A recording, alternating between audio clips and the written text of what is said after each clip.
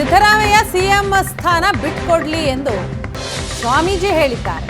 ಘನತೆ ಇದ್ದರೆ ಸಿದ್ದರಾಮಯ್ಯ ರಾಜೀನಾಮೆ ನೀಡಲಿ.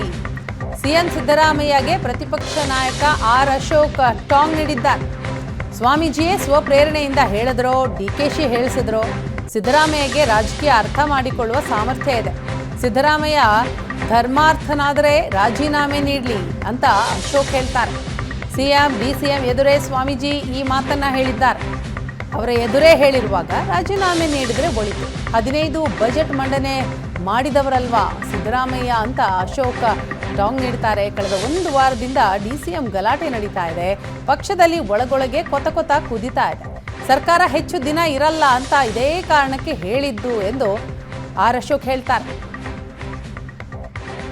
ಸಿದ್ದರಾಮಯ್ಯನವರ ತಂತ್ರಕ್ಕೆ ಇದೊಂದು ಪ್ರತಿತಂತ್ರ ಅಷ್ಟೇ. ನಾನು ಜೀವಡ್ದಂಗೆ ಮಾಡ್ತೀನಿ, ನೀನು ಹತ್ತಂಗೆ ಮಾಡು ಅಂತೇಳಿ. ಡಿ ಕೆ ಶಿವಕುಮಾರ್ ಅವ್ರಿಗೆ ಅವರ ತಮ್ಮನ್ನ ಸೋಲನ್ನು ಅರಗಿಸ್ಕೊಳಕ್ಕಾಗ್ತಾ ಇಲ್ಲ. ಬೆಂಗಳೂರು ಗ್ರಾಮಾಂತರದಲ್ಲಿ ಡಿ ಕೆ ಸುರೇಶ್ ಅವ್ರನ್ನ ಯಾರು ಸೋಲಿಸಿದ್ರು ಅಂತೇಳಿ ಡಿ ಕೆ ಶಿವಕುಮಾರ್ ಅವ್ರಿಗೆ ಅರ್ಥ ಆಗ್ಬಿಟ್ಟಿದೆ. ಅದಕ್ಕೆ ಪ್ರತಿಯಾಗಿ ಇವತ್ತು ಈ ಒಂದು ಹೇಳಿಕೆಗಳು ಬಂದಿದೆ ಅಂತ ನಾನು ತಿಳ್ಕೊಂಡಿದ್ದೀನಿ.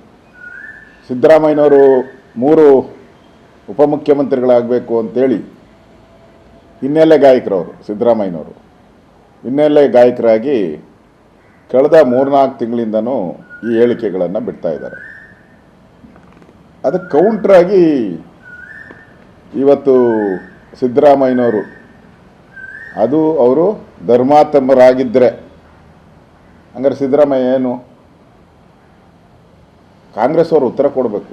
ಧರ್ಮಾತ್ಮರಾಗಿದ್ದರೆ ಅವರು ರಾಜೀನಾಮೆ ಕೊಟ್ಟು, ಮುಖ್ಯಮಂತ್ರಿ ಪದವಿಗೆ ರಾಜೀನಾಮೆ ಕೊಟ್ಟು ಅಧಿಕಾರವನ್ನು ಬೇರೆಯವ್ರಿಗೆ ಹಸ್ತಾಂತರ ಮಾಡಬೇಕು. ನೀವು ಈಗಾಗಲೇ 5-6 ವರ್ಷ ಮುಖ್ಯಮಂತ್ರಿಗಳಾಗಿದ್ದೀರಾ, ಸಾಕು. ನೀವು ಕಾಂಗ್ರೆಸ್ ಪಾರ್ಟಿಯಲ್ಲಿ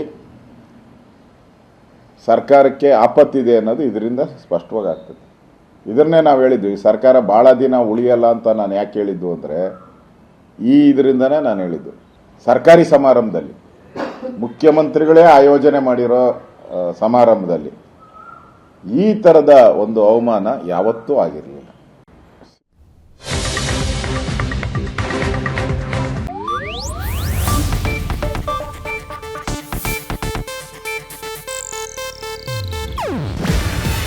ಇದು ಏಷ್ಯಾನೆಟ್ ನ್ಯೂಸ್ ನೆಟ್ವರ್ಕ್ ಪ್ರಸ್ತುತಿ. ನೀವು ನೋಡ್ತಿದ್ದೀರಾ ಏಷ್ಯಾನೆಟ್ ಸುವರ್ಣ ನ್ಯೂಸ್.